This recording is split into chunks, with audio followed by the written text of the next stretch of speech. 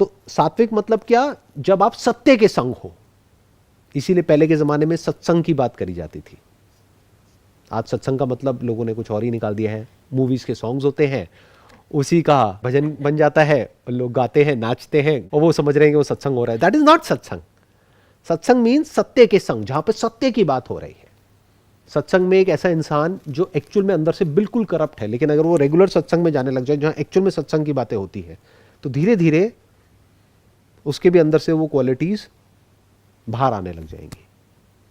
तो एक होती है सात्विक लाइफ, वहां पे आप ना ज्यादा खाते हो ना कम खाते हो, ना बहुत ज्यादा एक्टिविटी करते हो फिजिकली, ना बिल्कुल ही कम करते हो, ना मेंटली आप पूरी तरह से एक्टिव हो, ना मेंटली पूरी तरह से नशे में हो। जागे हुए हो, अपना काम कर रहे हो, और काम को आप कर रहे हो नॉट एज एन एंड, या काम से जो भी कुछ मिल रहा है that is not an end in life, that is means to an end. ये थोड़ा कॉम्प्लिकेटेड है बट मैं कोशिश करता हूं इसको सिंपल करने का। लोग काम से जो मिलता है वो क्या मिलता है? पैसा। उसको एंड गोल समझ लेते हैं लाइफ का। वो समझ जाओ वो परेशान ही जिएंगे और परेशान ही मरेंगे, चाहे दुनिया की नज़र में कितना भी मिल जाए, अंदर से 2 कौड़ी के भिखारी हैं। ऐसे बहुत लोग हैं दुनिया में, बहुत सो कॉल्ड पैसे वाले लोग हैं। क्यों? क्योंकि उन्होंने मीन्स को एंड समझ लिया है।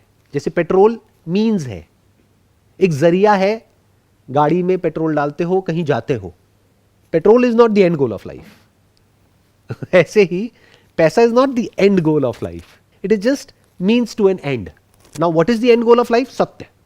सत्य को जानना, सत्य में जीना, सत्य को समझना। किसका सत्य?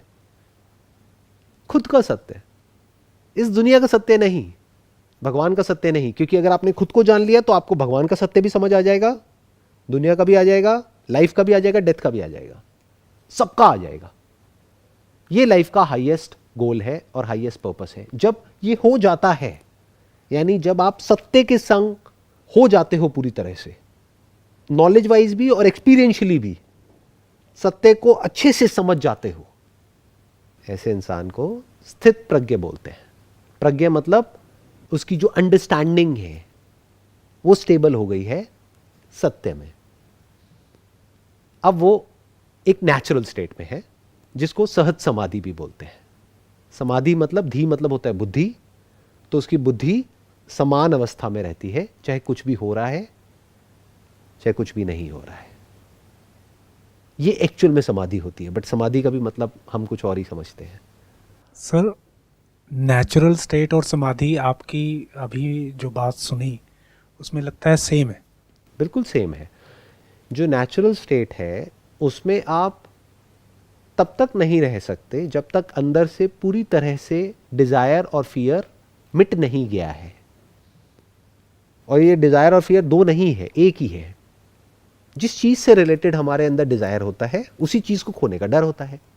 जब डिजायर होता है और वो नहीं मिलता है तभी गुस्सा आता है, डिजायर होता है और वो मिल जाता है तभी लालच पड़ता है, लालच पड़ता है तो मन और अशांत होता है।